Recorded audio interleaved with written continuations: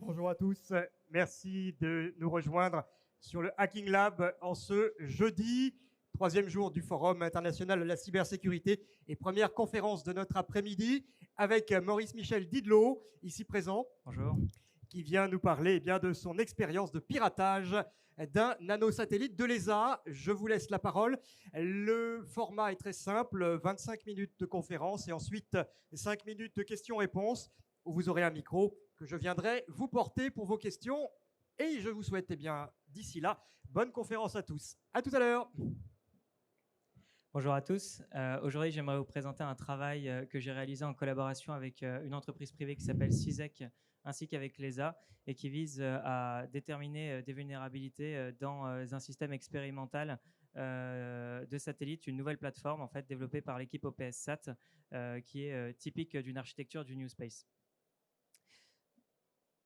Alors d'abord, je m'appelle Maurice Michel Didlot, je suis consultant indépendant sur les questions de développement full stack, mobile, IoT, expert en cybersécurité. Voilà, je fais un peu tout. Le Hacksisat, ça ressemble à ça. C'est un concours donc, qui est organisé avec l'ESA et l'équipe OPSSat et qui vise à déterminer du coup, des vulnérabilités sur un démonstrateur qui embarque une plateforme qui s'appelle la NanoSat MF et qui est assez typique d'une architecture New Space. En fait, on retrouve une architecture ARM avec un MIDI ARM qui fonctionne avec une interaction hardware par IPC-CAN. Et qui contient une distribution Yocto Linux, donc quelque chose de très standard dans de l'IoT. Ça ressemble à ça. Alors, on retrouve ce qu'il y a d'habituel dans un satellite, le bus de communication bas niveau, qui est la partie en haut verte, et qui permet l'intervention sur le satellite sur les fonctions les plus bas niveau, et qui communique directement avec le payload. Donc ça, c'est vraiment la target qui nous a été donnée par l'ESA. On doit vraiment s'attaquer au payload, c'est vraiment la partie expérimentale du satellite, et qui communique avec le matériel.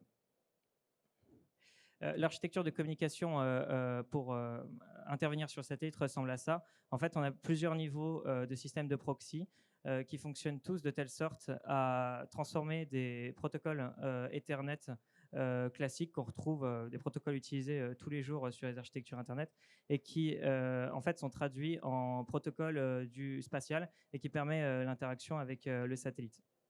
L'idée, c'est de pouvoir donner accès à des administrateurs, mais aussi à des expérimentateurs indépendants, de donner un accès sur le satellite qui leur permet du coup de faire des expérimentations, notamment avec de l'IA, etc., de récupérer les fichiers de log, de faire des tests, etc.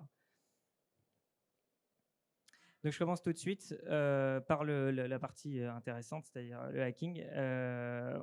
L'ESA nous a fourni l'image système du système Linux, de la distribution Yocto Linux, accompagné avec un fichier BMMap donc, qui contient les différentes partitions que l'on peut extraire. C'était pour faciliter un peu le travail. Je ne l'ai pas utilisé ici, je suis directement allé avec Beanwalk qui me permet d'extraire le file system et de commencer directement à étudier.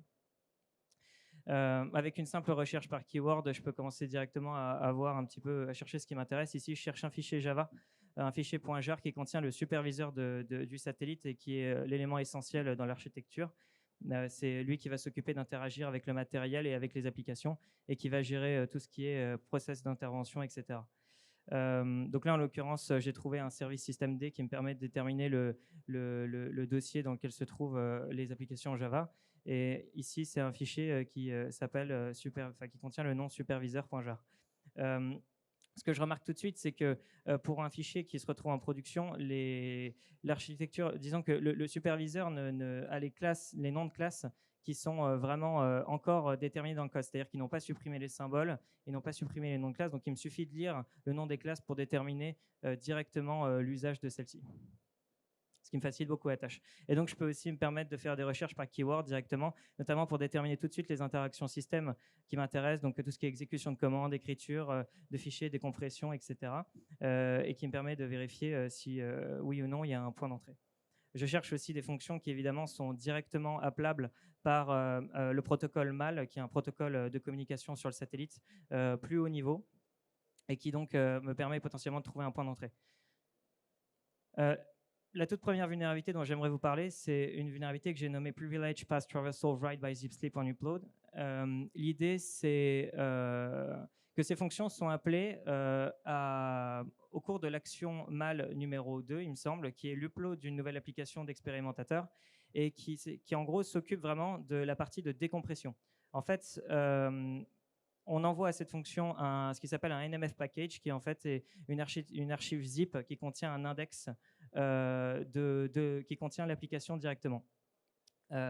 Et en gros, ce système de superviseur va directement décompresser l'archive dans un dossier qui correspond en fonction de l'expérimentation. Et l'idée, c'est que c'est censé être fait de façon sécurisée, c'est-à-dire que ça ne doit pas sortir du dossier dans lequel qu'on lui a attribué. La vulnérabilité en fait se trouve sur ces 3 lignes-là. C'est typique d'une implémentation qui est vulnérable à une attaque zip slip. En fait, l'attaque zip slip, ça se base sur une incompréhension de la spécification zip, tar, etc. et de beaucoup d'archives de décompression qui en fait spécifie qu'on a le droit de spécifier dans les noms des entrées des caractères spéciaux qui en fait correspondent aussi à un retour de dossier sous Linux, c'est-à-dire la séquence de caractères 2 points, /, 2 points, /, 2 points, /, qui est typique aussi d'une passe traversal. Et l'idée, c'est qu'on est censé checker que ces entrées, ces noms d'entrée ne contiennent pas de caractères spécifiques comme ça. Ici, c'est pas fait, donc ça nous permet en fait, quand l'implémentation fait une simple concaténation, on voit bien qu'en fait, dans le cas où il n'y a pas la présence de 2 points, si on réfléchit uniquement en strings, hein, encore une fois, parce que toutes ces fonctions retournent des objets normalement, mais on va réfléchir ici pour simplifier uniquement en strings. On voit bien que dans le cas où le nom du fichier est normal, c'est-à-dire qu'il n'y a pas d'intention de hacker le système, en fait, c'est bien décompressé correctement. Mais dans le cas où les lignes sont modifiées, c'est-à-dire celle qui est en rouge, on voit bien qu'en fait, ça construit à la fin une localisation en fait, qui renvoie à la route et qui permet du coup de spécifier un chemin direct et d'écrire sur n'importe quel fichier du système de fichiers. L'idée, c'est qu'en plus, cette vulnérabilité a de gros privilèges puisque le superviseur fonctionne en route ou en tout cas a des accès sudo sans avoir besoin de mot de passe. Je vais vous en parler juste après. Et l'idée, c'est que du coup, on peut directement intervenir sur de l'installation de malware, faire de la persistance. Enfin là, on est un peu maître à bord avec un système comme ça. La deuxième vulnérabilité dont j'aimerais vous parler, c'est un souci de configuration de sudo qui permet d'accéder au privilège root sans mot de passe. Voilà, c'est classique, c'est de l'administration de serveur normal. Et la troisième vulnérabilité qui là est mineure parce qu'en fait c'est plus ou moins intentionnel, mais ça montre bien la façon dont les équipes de l'OPSSAT ont réfléchi au système et l'ont conçu. C'est-à-dire qu'en fait la sécurité n'est pas franchement une priorité. On voit bien ici que en fait, la concaténation de la commande qui va être exécutée dans le cas où la plateforme est Linux en fait, contient un nom de fichier. Le trimed app name ici, la variable en fait correspond au nom du fichier root qui contient l'application. C'est-à-dire le nom du dossier qui contient l'application, et ce nom peut être modifié parce que sous Linux, c'est pas le cas sous Windows, mais sous Linux, les noms de fichiers peuvent avoir des métacaractères de shell, ce qui fait qu'on peut chaîner les commandes comme ça, donc par exemple en doublant les et, en doublant les pipes, en doublant ce genre de choses. Voilà. Alors pourquoi est-ce que je vous parle de tout ça ? Parce que si on fait le compte sur cette architecture du New Space, en fait, il y a déjà quelque chose qui frappe tout de suite. C'est que si on compte le nombre de lignes de code de Linux, le nombre de lignes de code du superviseur, qui est un programme assez gros en lui-même, et le nombre de lignes de code du projet BusyBox, on arrive à peu près à 5,5 millions de lignes de code. Alors l'idée, c'est de montrer ici que en fait, la surface d'attaque est absolument énorme.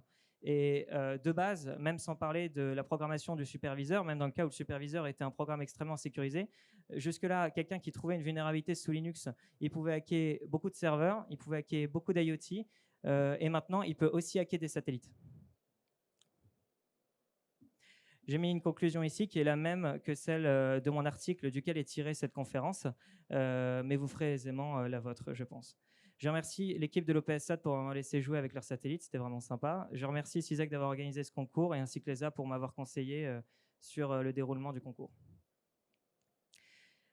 Voici mes sources, et encore une fois, si ça vous intéresse, je vous conseille vraiment d'aller voir toutes ces sources, parce qu'il y a vraiment un travail de documentation qui est très très très important, qui est fait de la part de l'OPSSAT, et ça c'est vraiment admirable de leur part.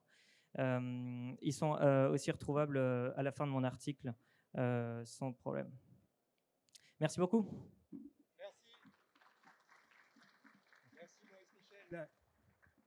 Merci pour votre intervention. Alors effectivement, le panel que vous avez présenté est assez large dans le sens où vous alliez sur différentes spécificités de votre travail de recherche et surtout sur le cadre dans lequel cela s'inscrivait, avec ce qui vous était donné comme outil et quelle permissivité vous aviez, à côté des failles que vous aviez pu déceler.